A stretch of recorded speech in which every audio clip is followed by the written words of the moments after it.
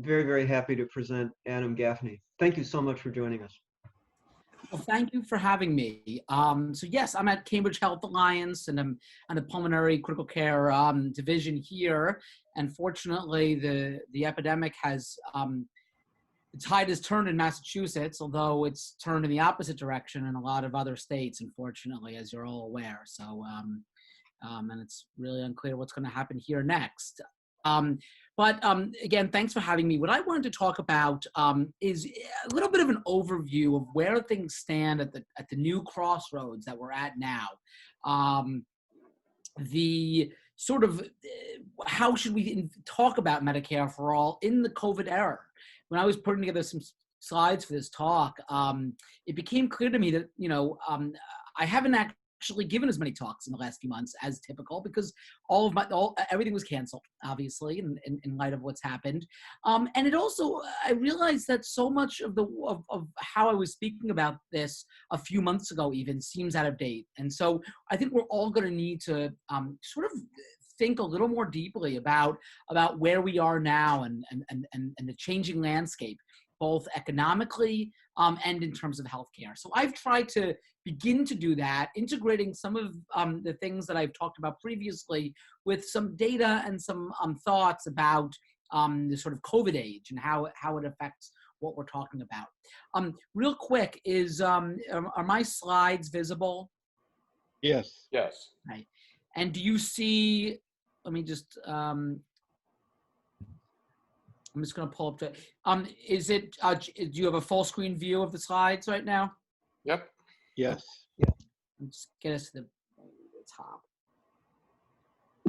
All right, so let's get started. Medicare for all in the COVID-19 age. So I think the first thing to sort of discuss is, where do things stand now with health coverage in the United States? What's happening? And I often show this slide just to give a sense of where we've come and where things are. And there has been progress in terms of reducing the number of uninsured over the last 70 years, but it's been slow and it's been incremental. Going back into the early 1960s, about a quarter of the population was uninsured.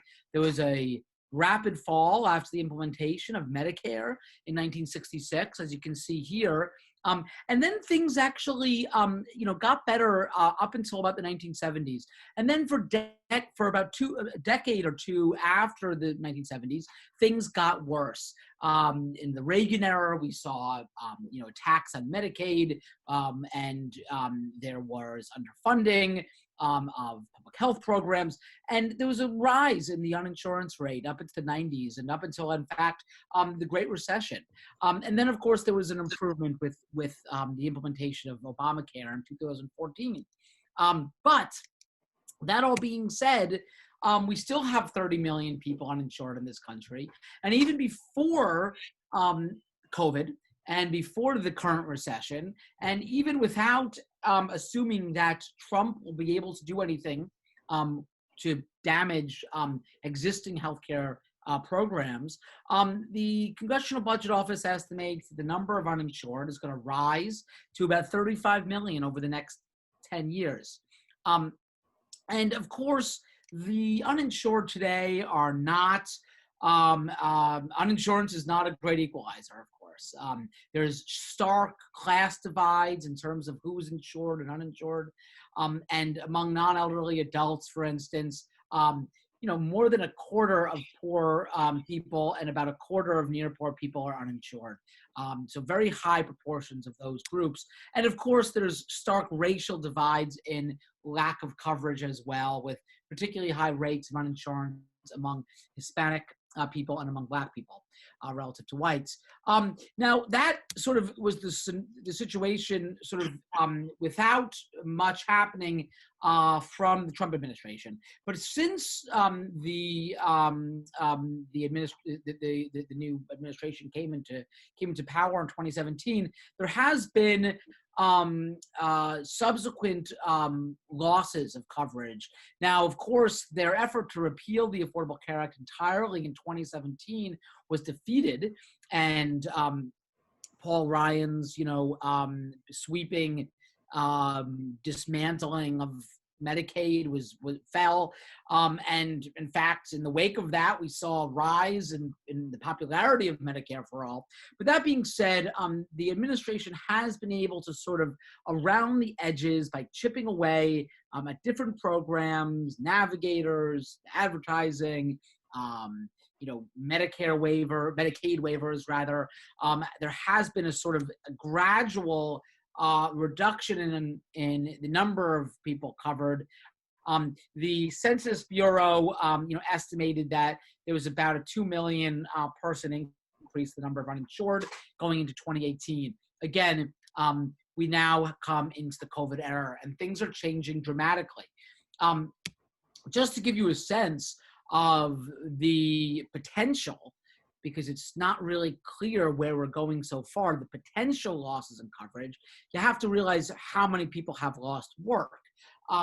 We had about 6 million people unemployed in 2019, and you can see this startling rise in unemployment in March and April, really, of 2020 on this figure. And there's also been an increase in the number of people who are not on this graph because they're out of the workforce, but there's also been a significant increase in the proportion of the population that's out of the workforce entirely. So, this is tantamount to a historic increase in unemployment. And given that we taught that in this country, insurance is, of course, tied to employment, that is going to mean insurance losses on a very large scale. This was a recent poll conducted by the Commonwealth Fund. Basically just called people up in May and June and asked them, did you lose your job or were you furloughed? And if so, how's your insurance? What's your insurance status now?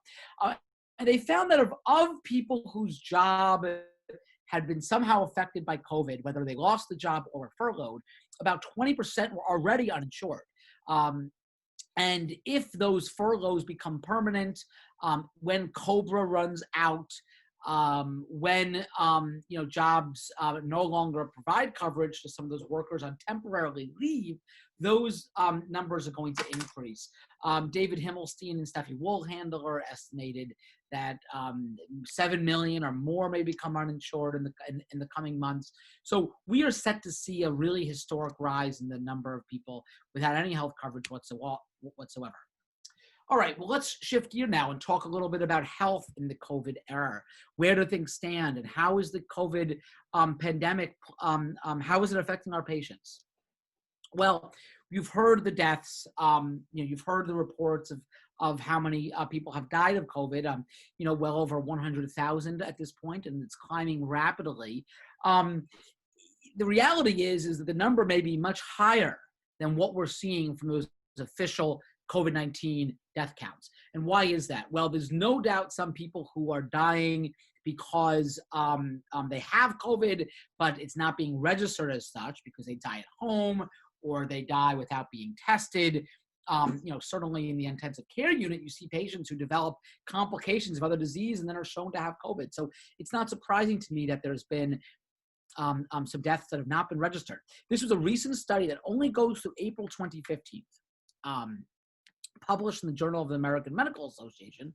And what they found was that just until April 2015, there was 87,000 excess deaths than what than what there was relative to the 6 preceding years. So an extra 87,000 people died.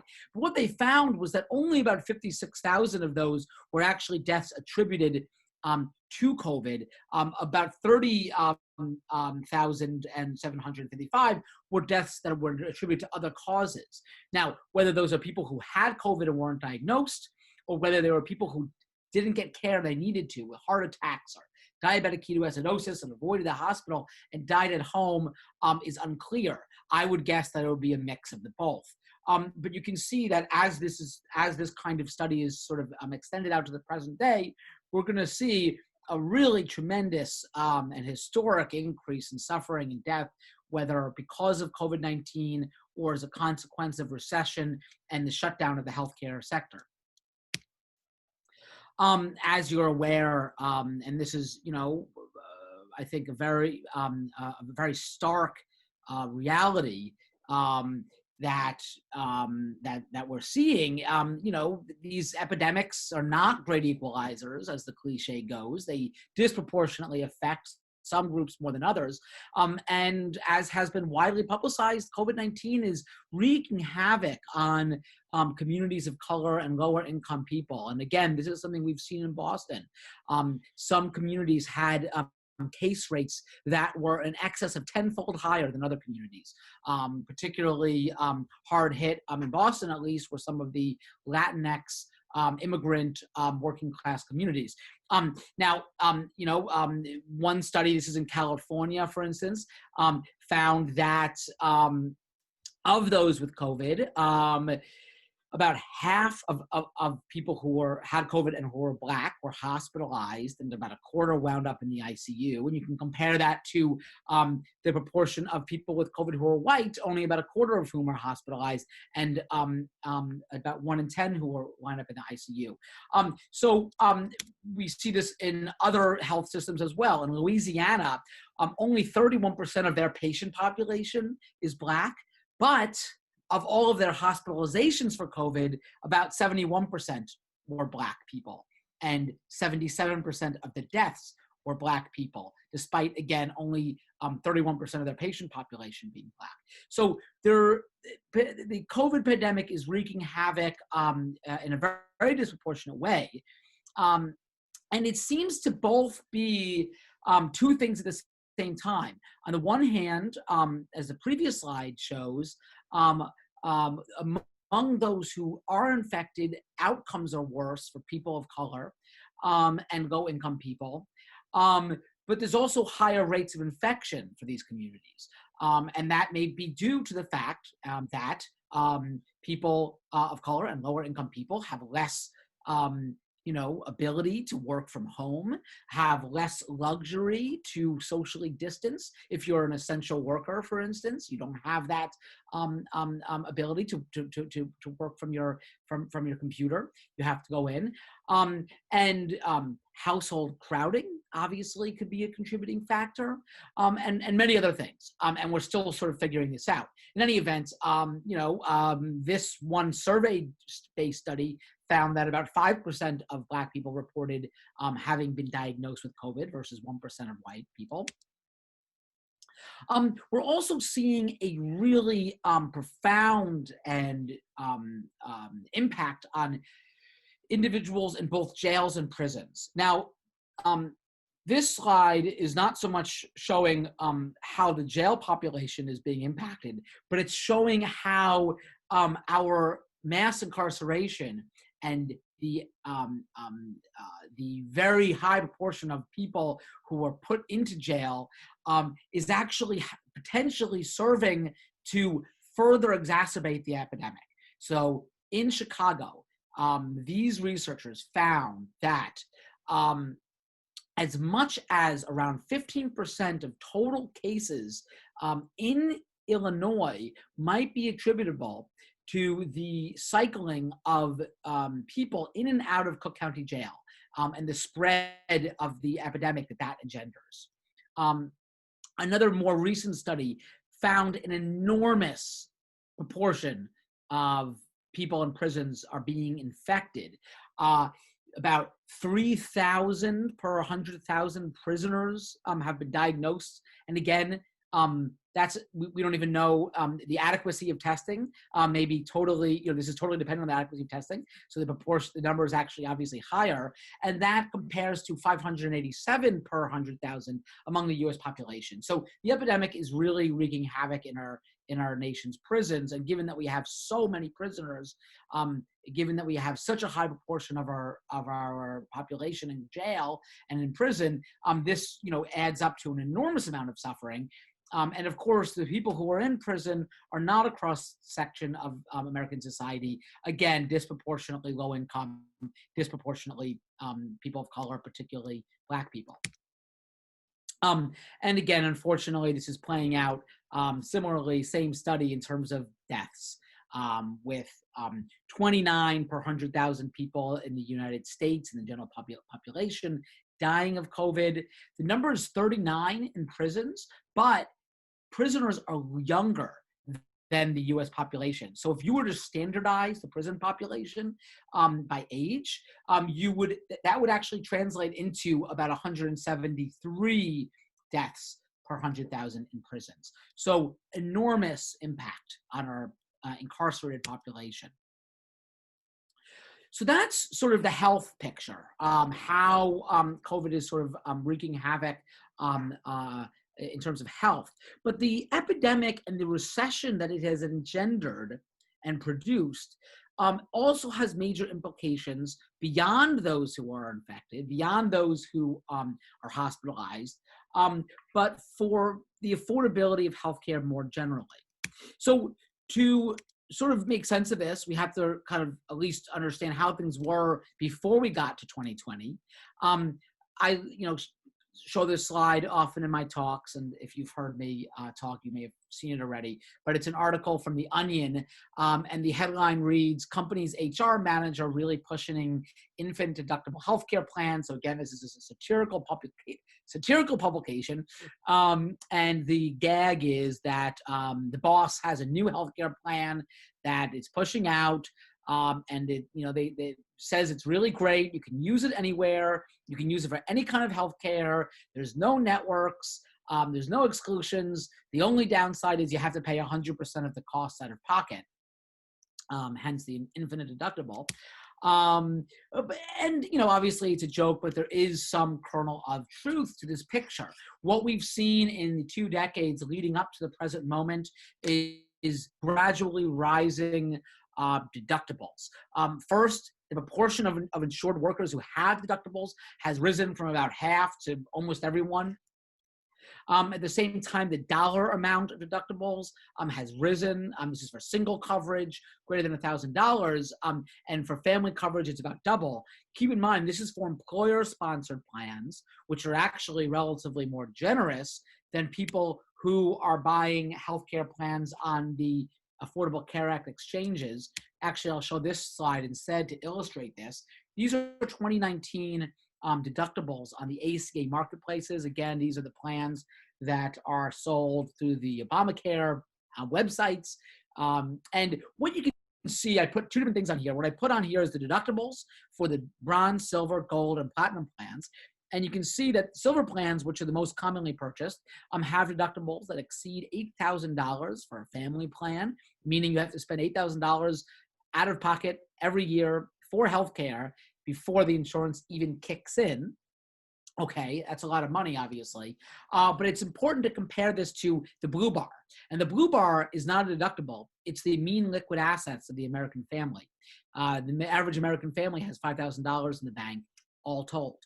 Many have much less. This is mean. This is average. So it's going to be some people who have a lot.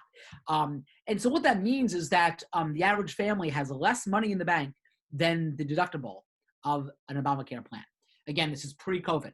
And so for that kind of family, healthcare is unaffordable despite having insurance.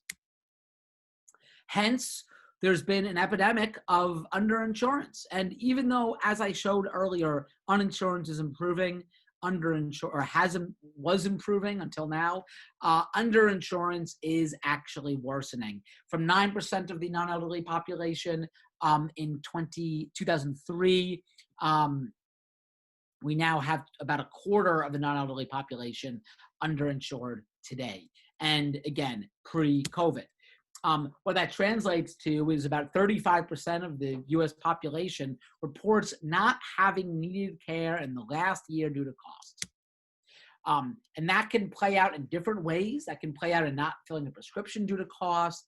And again, it's, the proportion who can't get medications because they can't afford it are highest among the uninsured, but they're really high among the underinsured too. And in fact, they're pretty high even among the insured, 10%, 1 in 10.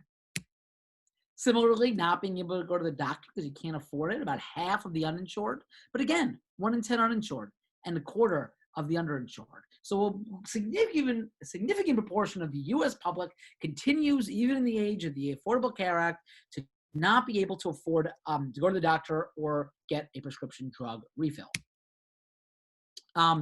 This, for some reason, is missing both the legend and the label, so it's a completely useless graph of the United States. But what it's supposed to show is there's supposed to be little numbers in each state. The proportion of sort of uninsured or inadequately insured people does vary by state significantly. The highest rates are in the South, Texas in particular, Florida. And those are Medicaid non-expansion states, which is a big factor. But the thing that this figure should also show is that even in states that have expanded Medicaid, that sort of have done their best to sort of make the Affordable Care Act marketplaces as accessible as possible, still have significant rates of inadequate insurance among their population. I'm talking about states, again, like California, Massachusetts, and New York. So how does COVID play into this? Well, in two ways. The sort of disadvantaged groups are doubly disadvantaged in American society when it comes to health.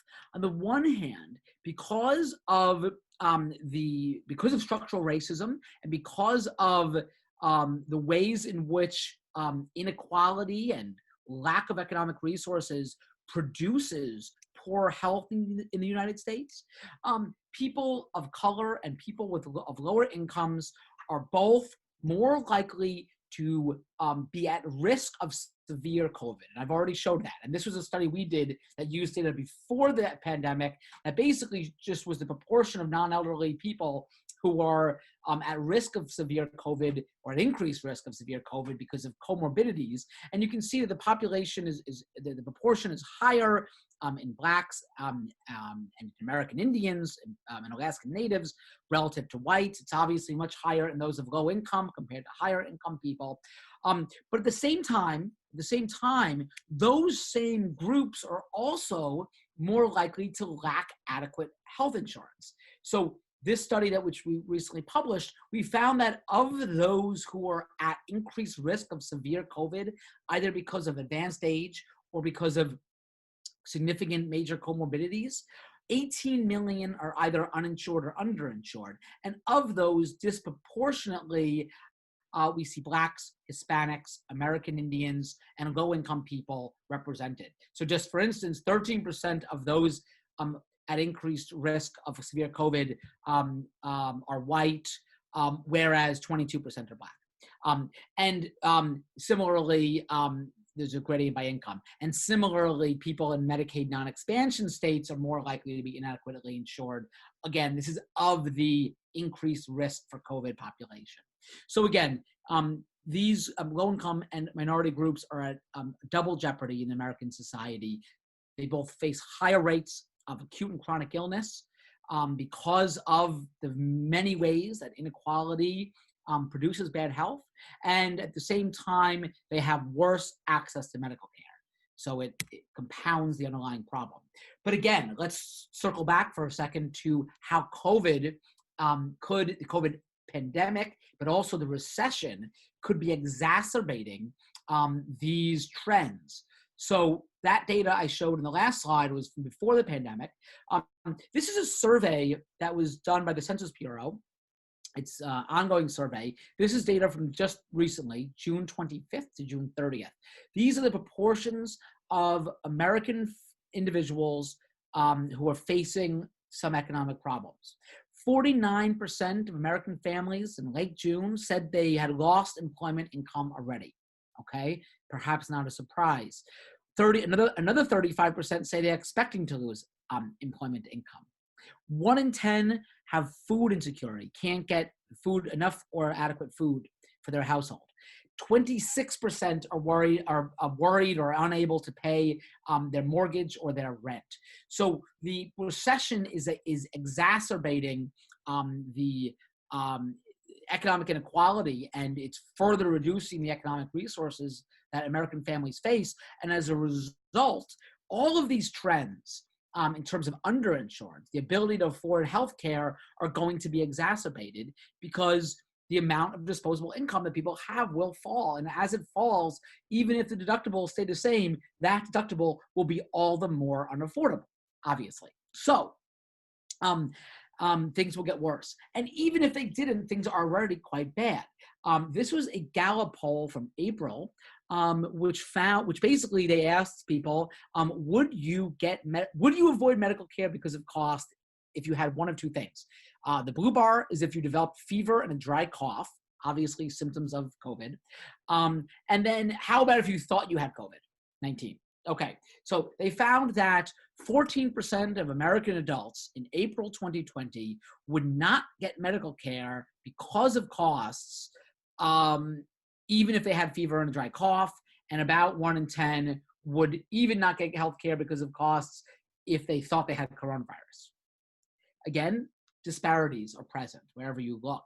The proportions are much higher among non-white groups. These are the groups that were available in the survey, to me at least.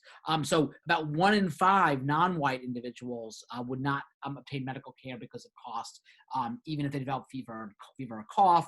And again, similar gradients by income. Low-income people, not surprisingly, are more afraid to use healthcare. So we have a healthcare system that is failing. It was failing before the pandemic, and the pandemic is laying bare both to the dysfunctions and fragmentation of our health financing system, but also the broader inequality of our society at large. And this is going to result in a further deterioration of health for people who are ill. So from the perspective of uninsurance, we now know for an absolute, undisputable fact that being uninsured is deadly. There's been studies for many years, but in recent years, sort of higher quality, what researchers refer to as causal design, studies with causal designs, meaning it's not correlation, but it's causation. Losing coverage, can kill you. Gaining coverage might save you. And depending on what study you look, we see reductions in relative mortality ranging from 16 to 30% from getting coverage. And you can assume that similar increases in mortality would result from losing coverage. Of course, the problem is not going to be just lack of coverage. It's going to be, as I said, a rise in underinsurance. And we already know from the literature on high deductibles and cost sharing more generally that these forms of out-of-pocket costs cause people to go without necessary medical care. This study looked at what happens when diabetics are pushed into a high-deductible healthcare plan. And what did they find? They found that it caused those individuals to delay seeking care after developing a major cardiovascular symptom, delay by 2 months a diagnostic test, delay by 3 months a procedure-based treatment for cardiovascular disease, again, among diabetics who were pushed into a high deductible healthcare plan compared to those who had full cover or better coverage. We find that diabetics pushed into high deductible healthcare plan have more ED visits for complications, more high severity hospitalization days. We also find that women with breast cancer pushed into a high deductible healthcare plan delay diagnostic tests and treatment for breast cancer. 2-month delay for a breast biopsy, consequent to being enrolled in a high deductible plan. 8-month delay in the initiation of breast cancer chemotherapy because of high deductible insurance. So these trends will be exacerbated as people become functionally more underinsured as their economic resources fall. We see something similar playing out with people with multiple sclerosis. When cost sharing is increased, the proportion going without their needed disease-modifying therapy drugs. These are the drugs that actually prevent multiple sclerosis from progressing. And if it progresses, as you may be aware, that damage can be permanent. The neurological damage can be permanent. So when you push someone into one of these higher cost-sharing arrangements, 38% wind up having 30-day gaps in prescription drug use. This on the right, these 2 bars on the right are a control group. Similarly, rheumatoid arthritis. Patients with rheumatoid arthritis, when they have higher cost sharing, 42.7% wind up having 30-day gaps in taking, again, biologic drugs. And these are drugs, again, that prevent or help prevent the progression of disease. And that progression can, again, do permanent joint damage. Perhaps one of the more robust examples of the ways in which copays, even just copays, harm patients comes from a randomized clinical trial, the MI-FREE trial. It was conducted a number of years ago. Basically, it took patients with myocardial infarctions while they were still hospitalized, randomized them to copays for their medications versus free medications. Those with copays didn't take their medications as much, didn't feel their medications as much, and had more cardiovascular complications. But that was especially detrimental to non-white individuals. It sort of did more damage. And that's not surprising because most likely on average, they had less financial resources, so those copays were more likely to be harmful.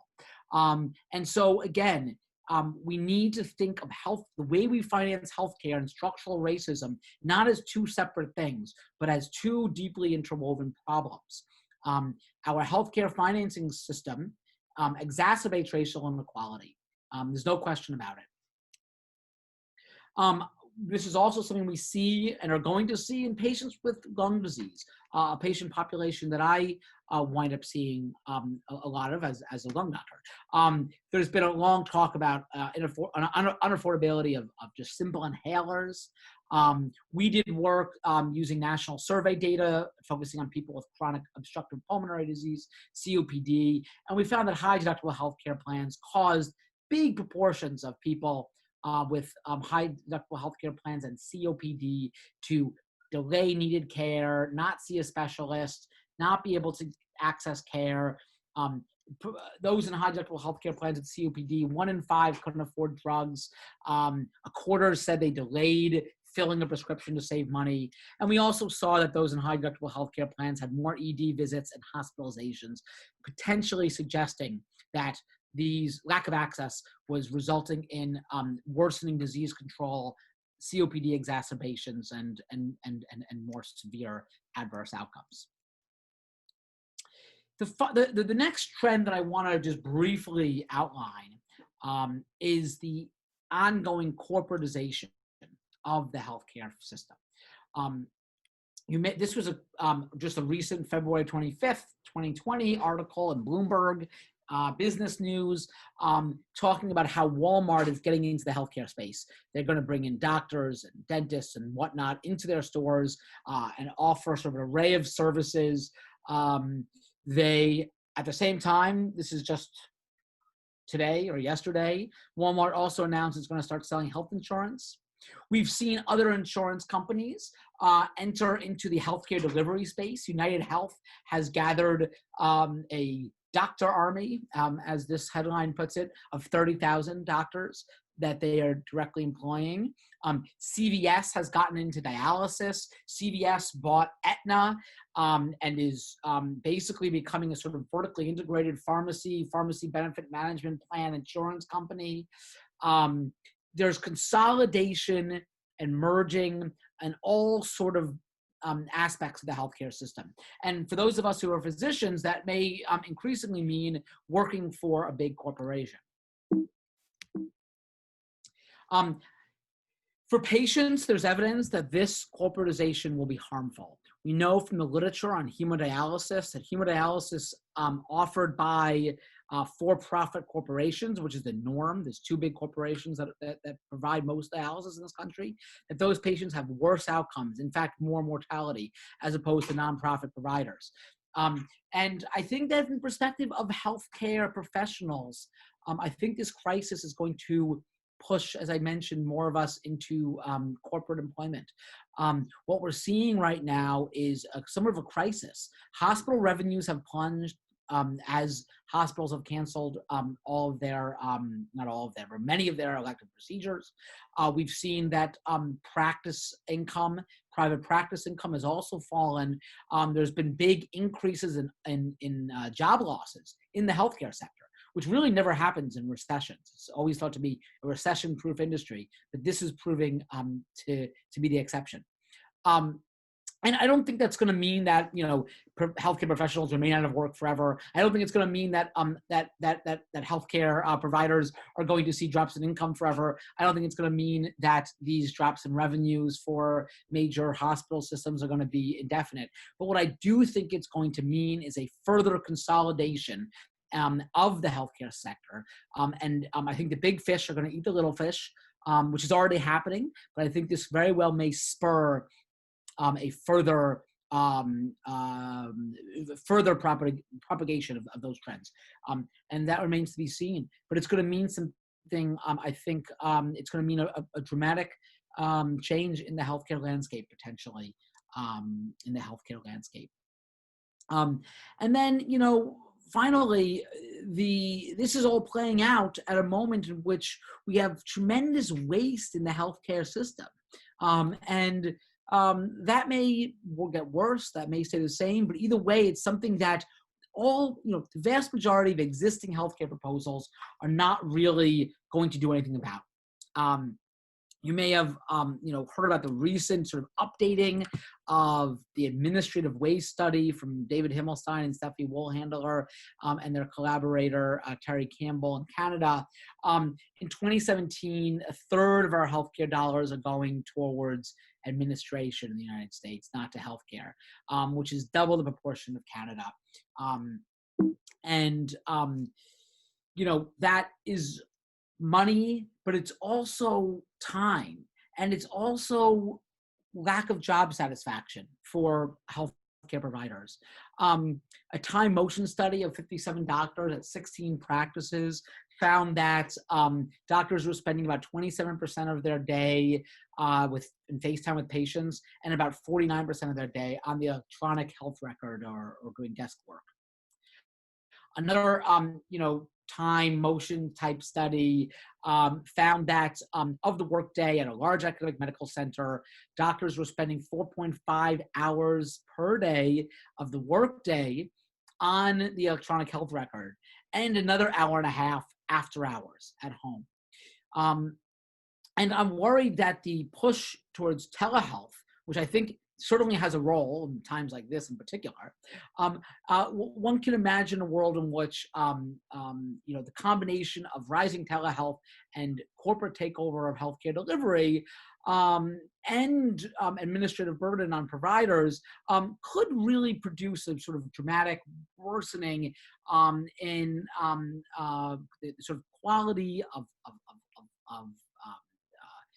practice of life for practitioners, and may exacerbate existing trends towards burnout.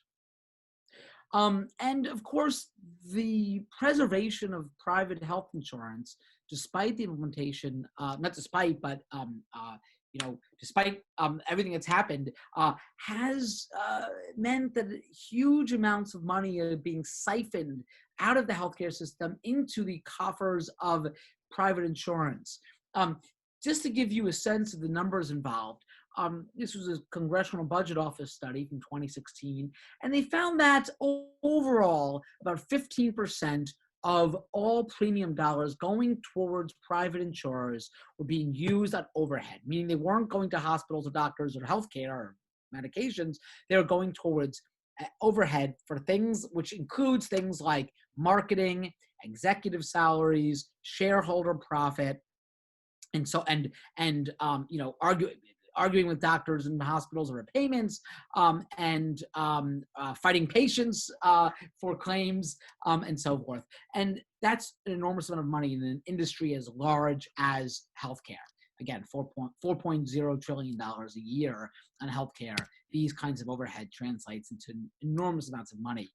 And how much money are we leaving on the table? Well, traditional Medicare has about a 2% overhead, again, compared to more than 10% among private insurance. And Canada is similar to traditional Medicare. So we know we can do this. We know that we can, expand benefits affordably for everyone in the country if we could recoup the waste. The waste is not just on the insurance side, of course, it's also on the hospital side. Hospitals need to write bills for every patient, tabulate each tab of Tylenol and each Band-Aid. They need to form contracts with insurers. They sometimes chase patients down for payment.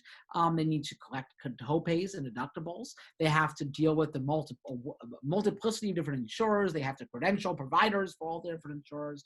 And what that means is that in the United States, 1/4 of all hospital revenue goes towards administration, twice the proportion of countries that have global budgeted hospitals like Canada and Scotland. I'm just going to skip this slide and just skip to the money, which is that this is not just insurance companies and hospitals, it's also physician practices. Physician practices spend huge amounts of money negotiating and contending with insurers. And whether that's money in terms of physician time, money in terms of hiring clerical staff to have these interactions, money in terms of nursing time, it's money nonetheless that we pay for. In the United States, $83,000 is spent per physician simply to cover the costs of their interactions with the insurance companies, fourfold higher than what's spent by Ontario physicians. At one large academic medical center, a significant proportion of the total revenue that was paid or received for given services was spent simply on the cost of cycling, of generating the bill. For ED visits, which was the highest, 1/4 of the total payment the hospital received for the ED visit, it simply got spent on just the billing, the multiple steps along the way to produce the bill. So huge amounts of waste. So I want to close up and leave time for questions by just speaking a few minutes about the road ahead. Because I've sort of painted a somewhat grim picture, both in terms of the prevailing trends as we enter 2020, but also in terms of what we're facing new this year, both in terms of the health impact of COVID, in terms of the economic impact of COVID, in terms of the impact of COVID on the healthcare landscape, in terms of corporatization, and what that might mean for doctors and hospitals. But where do we go from here? Looking back over the last 5 years, I think the number one lesson to be drawn is that you can't predict the future. When we were speaking about Medicare for All 5 years ago, many people, and myself included, probably wanted to know what would the next 5 years look like, and how would we sort of envision achieving single payer over the next 10 years. And whatever plans you may have drawn up 5 years ago obviously went out the window because no one saw Trump being elected. No one saw Medicare for All becoming this sort of central healthcare platform of at least a good part of the Democratic Party. No one saw the COVID-19 pandemic coming. No one saw any of this. So you can't write a script for the future, and I'm not going to try. But again, what we saw, where we've actually come a long way, both in many ways we've made progress, and in some ways we've retreated. When Trump was elected, we obviously all worried that the Affordable Care Act would be repealed, that we'd be fighting rearguard battles from here into the future, that in fact we assumed the Affordable Care Act would be repealed because they had the Senate and they had the House, and we thought it was done. We thought it was dead. But there was a huge groundswell of resistance, mass grassroots movements to push back against the Trump administration's efforts. And those repeal efforts were defeated. After that, what we saw beginning in 2017 was a historic rise of single payer to prominence, achieving a position within the political discourse that national health insurance had not achieved since the 1970s. The bill in the House that was HR 676 is now HR 1384. That bill has been around since 2003, and it was around for a long time, but it didn't attract significant support until Trump was elected. In fact, after Trump was elected, we saw a majority of Congress people of the Democratic caucus join on. to HR 676, which was John Conyers' bill. And that was then adopted by Pramila Jayapal, and who remains the lead sponsor for it. In 2017, Senator Sanders introduced his single-payer bill. He had some other single-payer bills in the past. There was no other co-sponsors, zero. And after he introduced it in 2017, I think it had 13 co-sponsors, including leading presidential candidates for the 2020 election. And single payer wound up being a central point of debate in that primary. But we know, of course, that that the single payer candidate did not win. Sanders and Warren both supported Medicare for All as their sort of healthcare platform, and they did not win. So where do things stand in terms of the coming election? Well, we know, what sort of Trump is angling for.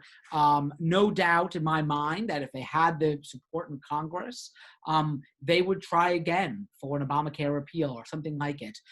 Without that support, I think what we can sort of envision is a continuing death by 1,000 cuts campaign to sort of chip away at the boundaries of healthcare protections for people in the United States.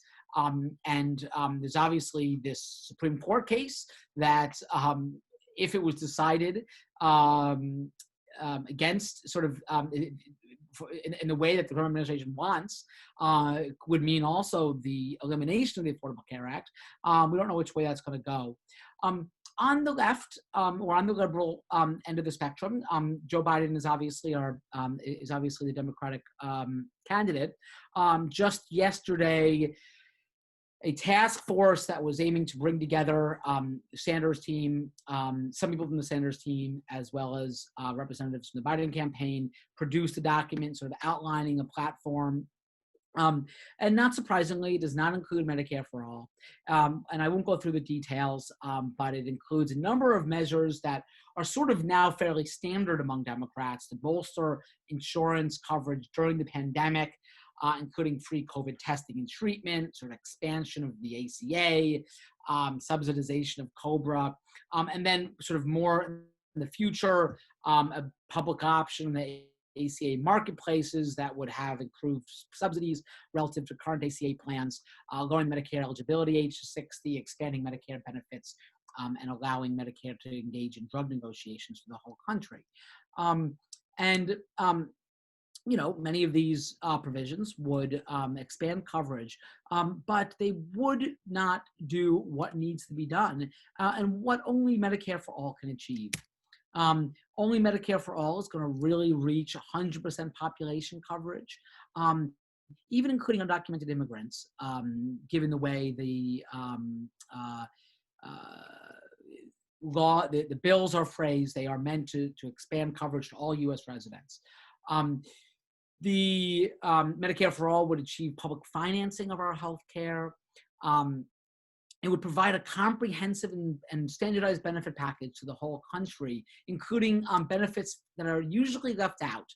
Things like long-term care, which, yes, is expensive, but no, is not impossible. Germany and Japan have implemented universal long-term care programs, and they spend a similar amount of money as we on long-term care, or even a little less in the case of Germany. Things like more home services for disabled people, mental health care, dental care, which is so often left out. So only single payer would not only achieve 100% coverage, but would also expand comprehensive benefits to all. Only single payer would achieve coverage without financial barriers. I have all those slides about copays and deductibles and all the harm they do. And that would remain true under an expanded, improved ACA type system with the public option, even if many people are helped. Again, not impossible, not unaffordable. In Wales, 10 years ago, more than 10 years ago at this point, they eliminated all copays for all prescription drugs, and it didn't actually bankrupt them. They spent they continue to spend much less than we do on prescription drugs. Only single payer would allow us to transform not just who's paying for healthcare, but how healthcare is paid for, to pay hospitals with global budgets, which would not only reduce all that administrative waste I mentioned, but would also ensure that hospitals like schools or other social institutions have guaranteed budgets that are there in good times and bad times, in pandemic times, and in happy times, and not this sudden, defunding that we're seeing now at a moment of a public health crisis. Global budgets would also mean that hospitals don't need to pursue profits because they would have separate money available for capital investments to expand, to build new wings, to create new facilities when needed. And what that would also mean is that we can start to rectify the enormous structural inequities in the availability of healthcare facilities, ensuring that we have hospitals and community health centers and other facilities where we need them, not just where it's profitable to have them, which is how we distribute healthcare infrastructure today. This is a quote that I'll just end with, and it's from a health economist named Victor Fuchs, and it was in the New England Journal of Medicine, 2002. David Himmelstein and Steffi Wohlhandler quoted it in a recent piece they had in the Annals of Internal Medicine. It speaks to the question of how do we get there? And again, as I said at the beginning of this final section of my talk, I don't know how we'll get there. And just like we didn't know where we would be 5 years ago, and no one foresaw the election of Trump, no one foresaw the rise of Medicare for all despite the election for Trump, no one saw the coming of a horrifying plague. No one knows where we're going to be 5 years from now. But the reality is that in many countries that have achieved universal coverage, it has often been at a moment of crisis. And it doesn't mean that crisis is a good thing, it's a horrible thing. But we do want to ensure that we use moments like this to make life better for people in this country, and to rectify the injustices and to expand this social safety net, to ensure that when another crisis strikes, it doesn't do the harm that COVID-19 has done, but also to ensure that people have the adequate coverage, the full access to healthcare that they need when we're no longer facing a crisis like this. So anyway, he said, national health insurance will probably come to the United States after a major change in the political climate, the kind of change that often accompanies a war, a depression, or large-scale civil unrest. And that may be this moment in the coming days, coming months, coming years, or it may not be. But again, it behooves us to do everything we can to advance the cause of health justice in times like these. So thanks for having me. Well, Adam, thank you so much. That was a great talk. And I would like to open it up for questions for as much as a half hour if you have time. I don't know how much time you have available. Anyone have a question? I have at least one, but I'd like to have other people ask if any questions in the group. Yeah, I guess the question I had was, a lot of your slides, several slides show the difficulties that people without insurance or with high deductible plans have in affording care and therefore avoiding care in many situations, especially including situations where you'd really want them to get care for public health reasons. But I have to say that I always choose the better plan. Like as you depicted in your slides, my employer at a now bankrupt rural hospital was heavily encouraging employees to pick the high deductible plan. Those were the two choices, HMO-like plan and a high deductible one. And they really pushed hard to get everybody to get onto the high deductible if they were willing. So I never choose that. However, I can tell you that I'm pretty healthy, but I still end up with pretty significant co-pays. I can afford them, but one of the points that I'm going along with on your slides was that even the people who had supposedly the good coverage face a lot of expenses in the US, and that may be daunting to some people. Anyway, I just want your comment on that. Well, no, I mean, I agree entirely. I think that the high deductible health plans, I think are the most extreme sort of version of what we're talking about. But even modest co-payments can do significant harm. For people with finite incomes, the copay or co-insurance can be just as bad as a deductible in terms of deterring healthcare. And we see that, in terms of people avoiding office visits. There was a study looking at the Medicare population, and it found that even a $5 to $15 increase in the copayment had a significant deterrent effect on seniors going to the doctor. And that study actually found that it produced more hospitalizations among those seniors as well, likely because of complications of chronic disease or disease that could have been managed in the outpatient setting. So that's why I think it's very important that we stick to P&HP's long-standing position in favor of truly universal, free at point of use care. And that is one of those things when I'm speaking to a new audience, it always strikes people as sort of radical. And in fact, 20 years ago, or that's 15 years ago, perhaps, maybe I would have thought, modest copays, what's the big deal? That makes sense, fine.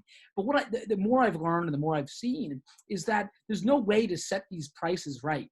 Either they're so low that they don't make any difference and all you're doing is wasting time collecting them. Like if you made copays a nickel, it would probably almost have no effect, but then you're literally just spending a lot of time and money, what do you call it? Putting nickels in the little things to bring to the bank. And in which case, and no one really cares and no one avoids a doctor. It doesn't save any money, it just costs money. Or you're or you raise it to a point where people can't afford it and they have other things they need to buy. They have rent, they have other expenses, education and food, and they don't go to the doctor. They don't fill out a prescription. And that's what all the studies show. And there's no way to do it right.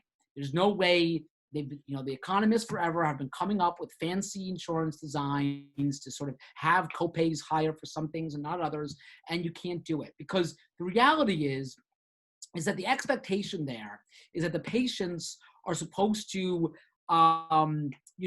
know what healthcare they can avoid and what healthcare they can't avoid.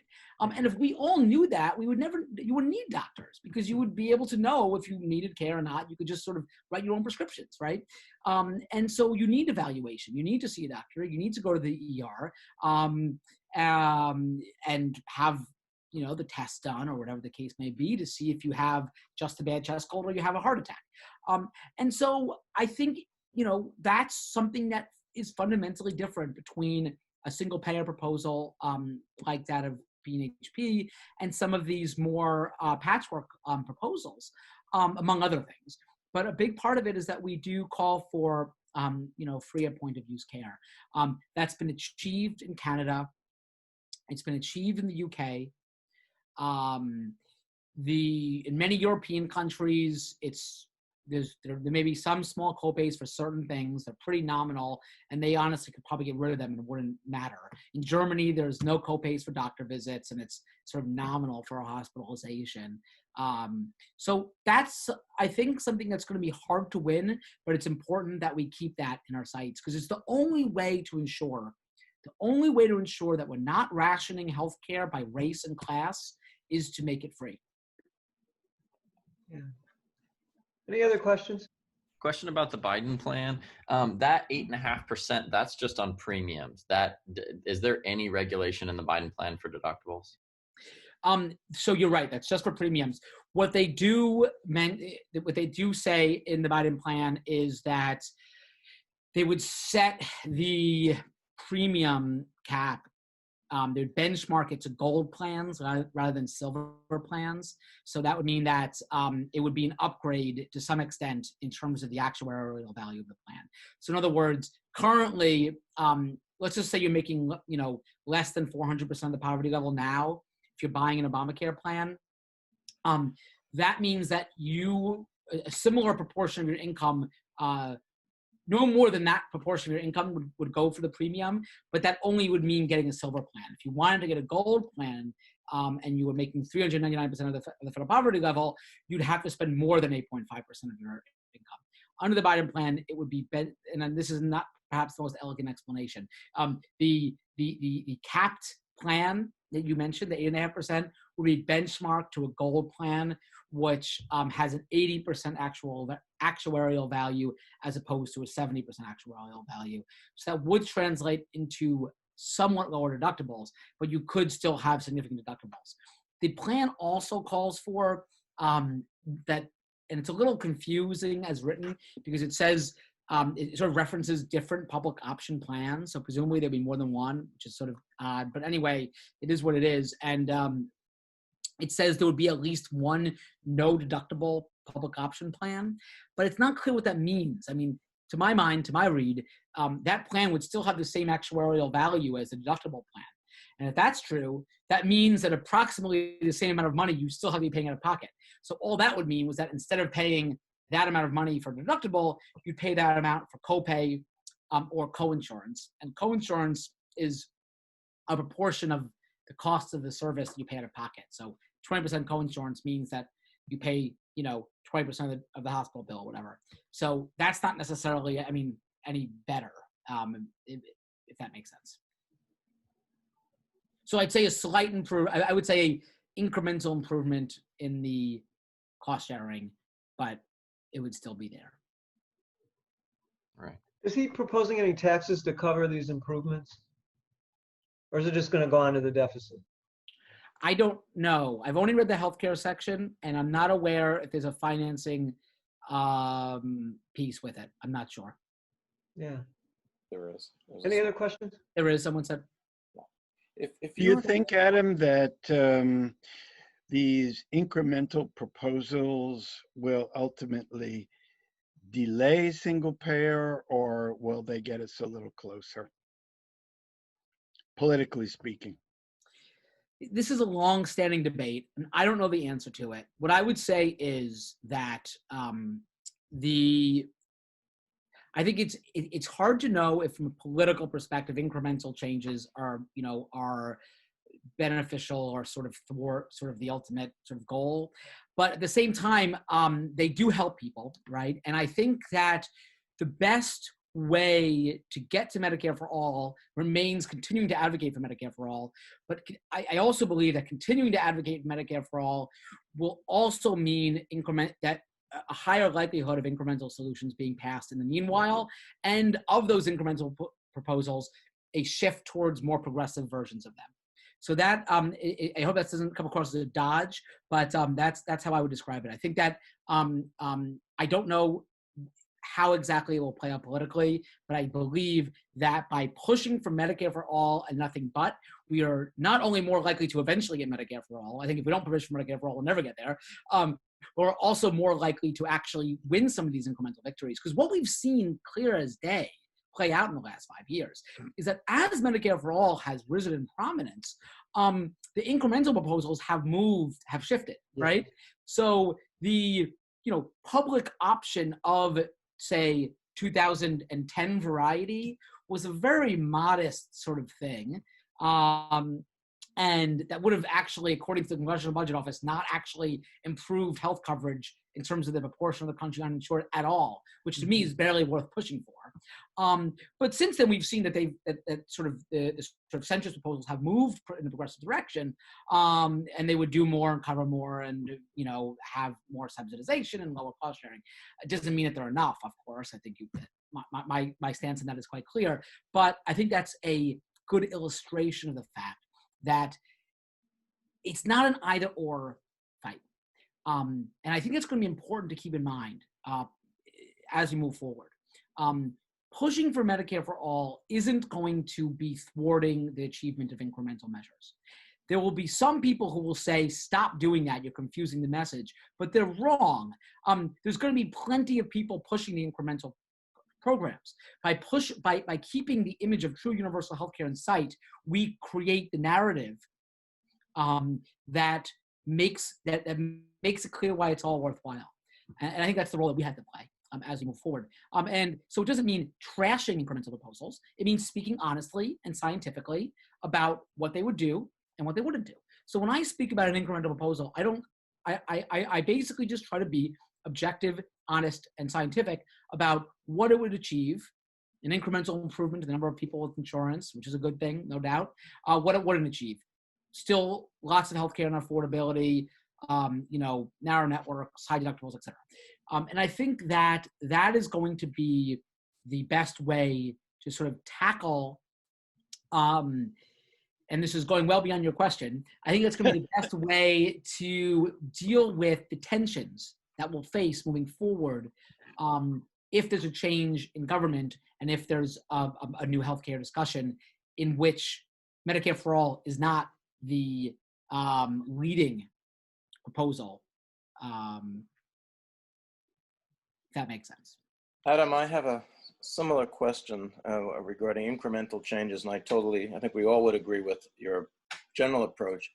In August, when there's going to be platform negotiations, this is a real, and there will be Democrats that I think we all pretty much are aware in November. What are your thoughts about if you're going to make one change to the platform, for instance, pushing for Medicare to be expanded to age 50 versus some other, again, as you're talking about, incremental changes to set up this nation towards universal care? So that's a real reality that's lurking. I mean, it's sort of the last answer. I mean, look, there are going to be people involved in those kinds of negotiations. I don't think it's going to be me. But what I would say is that so I can tell you what I think would be a stronger version of a public option than what exists. Like I think that a Medicare extra type thing, which automatically enrolls all the uninsured in a sort of Medicare type program, would be better than a sort of optional type public option like what we're seeing. But again, I think the reality is the way you sculpt the debate, the way you get the best, the way you keep clarity in the discussion is by, and what I will do is by focusing on why we need to move beyond a public option, why we need to focus on Medicare for all. And I think that, if anything, will push the conversation in the right direction. But COVID is part of the reality of what's going to happen in August. And as you mentioned, as you illustrated, having a program that enrolls automatically folks from around the sites who've now newly lost health insurance, what is that one thing that what will tee up the reality of making Medicare for All come to pass in this period of crisis? So it's an important selection. Well, I think like the Healthcare Emergency Act from Senator Sanders and Pramila Jayapal is a good example of something I think that could do enormous good. So that bill was introduced, and basically it would enroll the uninsured in sort of, or not enroll technically, but it would basically provide Medicare type coverage for all the uninsured and would cover cost sharing for the insured for the duration of the crisis. So I think that would be an important step, and something that should be done. So I think that kind of emergency measure, I would agree with you. We do need emergency measures. If the government suddenly changed today, and the biggest single payer champion was in Congress, and it was president, and the Congress totally changed, right? Even then, you'd be talking about and you pass single payer tomorrow. Even then, you'd be talking about obviously some lag period before the system will be implemented. Whether you want to, the House bill's 2 years, the Senate bill's 4 years, whatever you want to say. So obviously, we would want to do something right now. I wouldn't want to wait even that long. So I think it's perfectly acceptable and wise and prudent to embrace and push forward a emergency legislation to provide coverage during a time in which uninsurance is going to skyrocket and in which household resources are going to plummet. So I think that's an example. There's another bill from Jayapal and Kennedy that would enroll people on an insurance in a Medicare type plan. It was not as expansive, wouldn't do quite as much, but is another example of emergency legislation. Other people may have questions. I just was going to say that, the policy trap that Paul Starr writes about, enough people are satisfied about their health care that reform is hard to happen. using that edge as you're describing of folks who have newly lost insurance, who have had employer-sponsored insurance and now are off the rolls. They ain't part of that satisfied population any longer. And appealing to them may actually, in my mind, help move this forward, tee it up for the next step. Anyhow, yeah, thank you. So I'd like to hear whether the interns had any questions before I ask a question, but I do have one I'm hoping we have time for. Do any of you folks have more questions? You can go ahead. Okay, so I confess I had not heard of the Unity Task Force, and I'm really dismayed to see that it looks like it's Joe Biden's proposal and it's paying for 100% of the COBRA subsidies. That is such a horrible economic position for our country. When the HR 6514 was tacked on to the heroes, which is basically that COBRA subsidies, when it got tacked on to the heroes, I was like, oh no, this is really going to happen. It would be economically devastating. So how are we, as advocates, we are hearing about, HR 6906, and we get something from Caitlin telling us to contact your local, your state legislator, your U.S. legislator for your state, which I did, and it was confusing to him, even though he's on the stupid, Energy and Commerce Committee that would be seeing it early on, and he was signed up for the Kennedy one and kept on saying, oh, I'm on the the Health Emergency Guarantee Act, and like, no, you're still not listed. Oh, it's late. Oh no, I'm doing it. No, Jayapal doesn't have your name signed up saying that you have done it. Oh, okay, I'll fix that.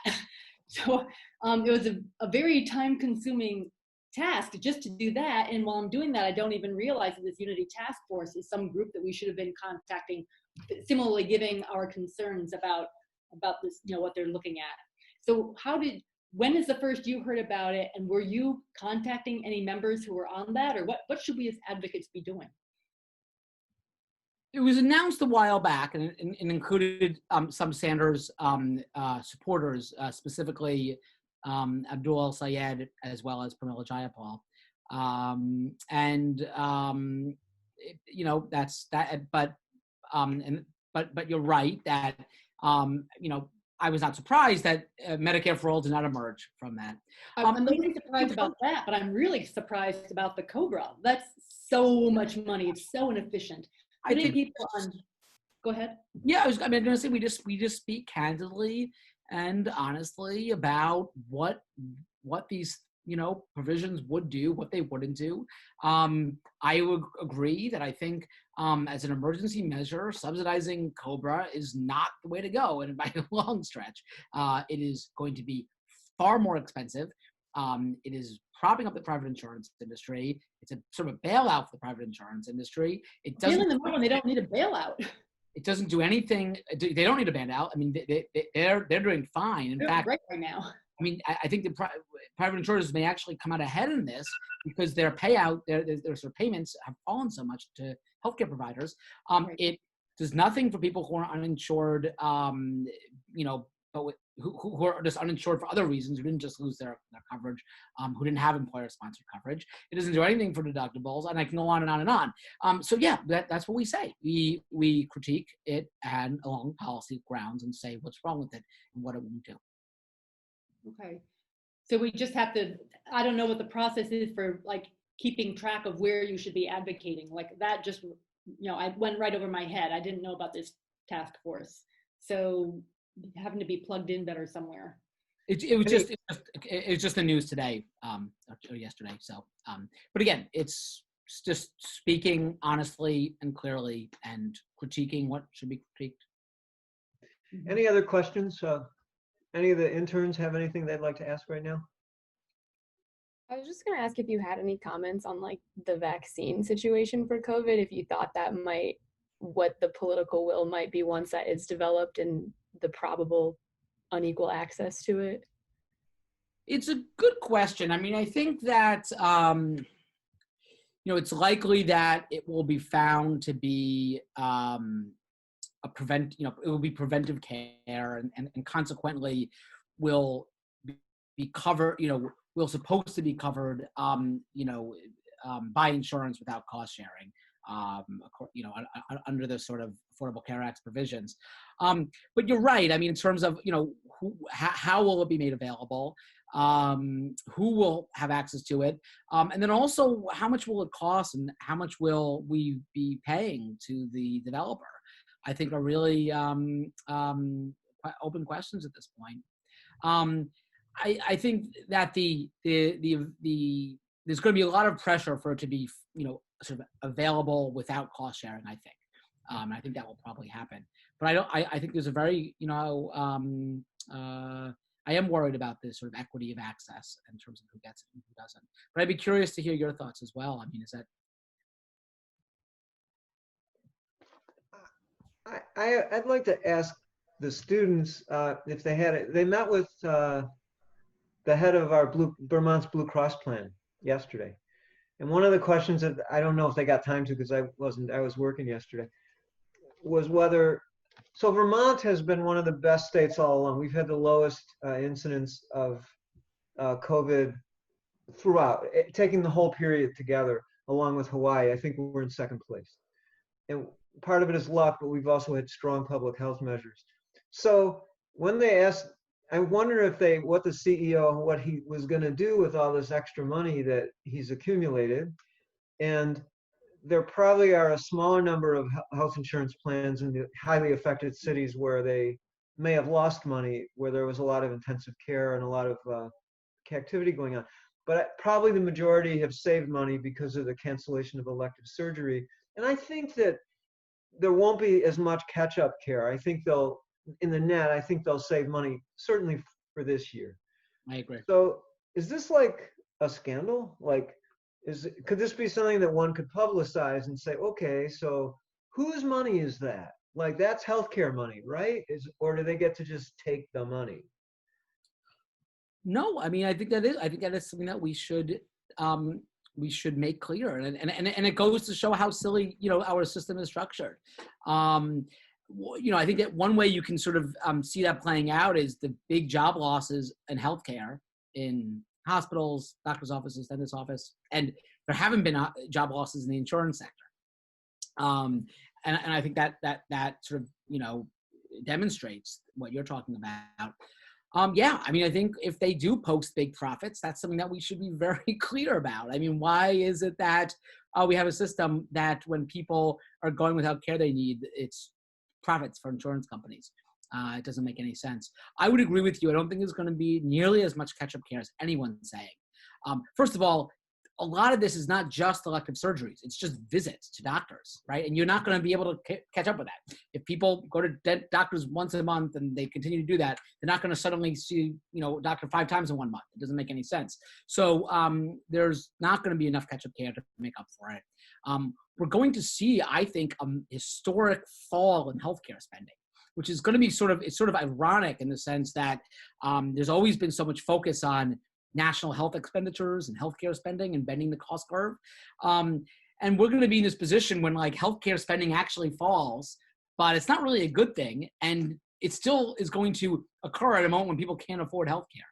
So I think we need to reframe the discussion a little bit about national health expenditures, which matter, but they're obviously not the end all be all. Because if you have a situation in which people are going without care, they can't afford care, but somehow there's a fall in healthcare spending and insurers are making a lot of money, that doesn't sound like a very good way to bend the cost curve.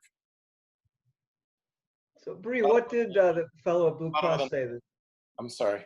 I was just going to say, most other nations, if they have private insurers, intermediaries, if there's an excess profit made by the intermediary, it's returned to the subscriber. Wouldn't that be nice to see that as a outcome of such an event? If this insurance company makes a windfall profit with providing less care. Well. And also, I'd say in other countries, as far as I understand, in the hospitals at least, they're not seeing furloughs, firing, layoffs, and income cuts for healthcare workers, including even those at the front lines.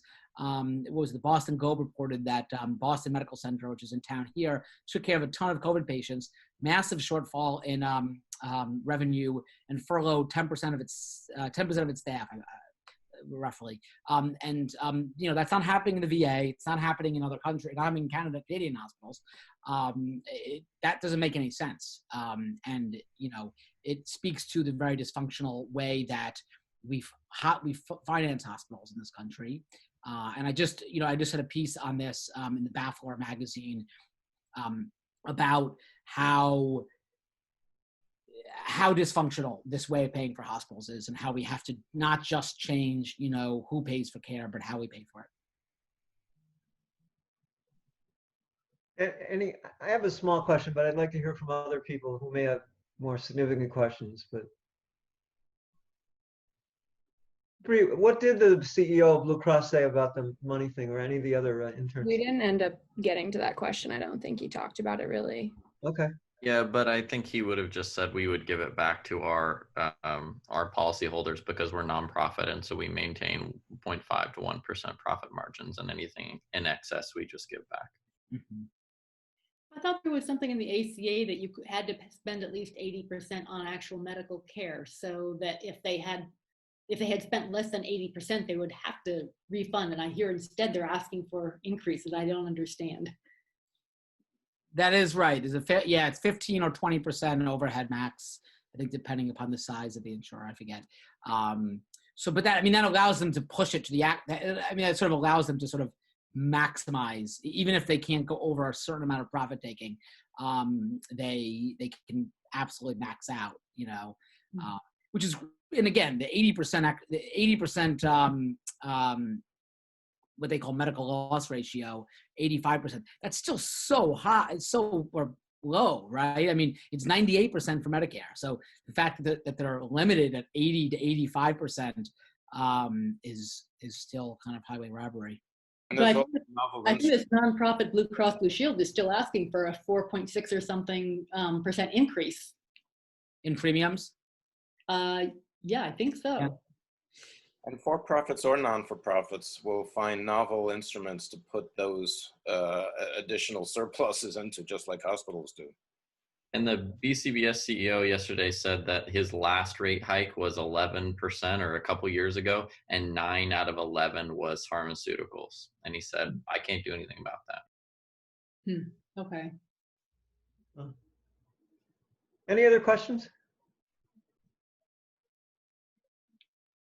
Well, Adam, Dr. Gaffney, thank you so much for joining us today and taking your valuable time to educate us about the healthcare system and its response to coronavirus, the pandemic. Thank you again. Yeah, thank you so much. Thank you. It's especially great to have somebody coming from the Boston area. Thank you. Thank you so much. Have a great day. Take care. Thanks, Dr. Bye-bye. Thank you. Bye-bye.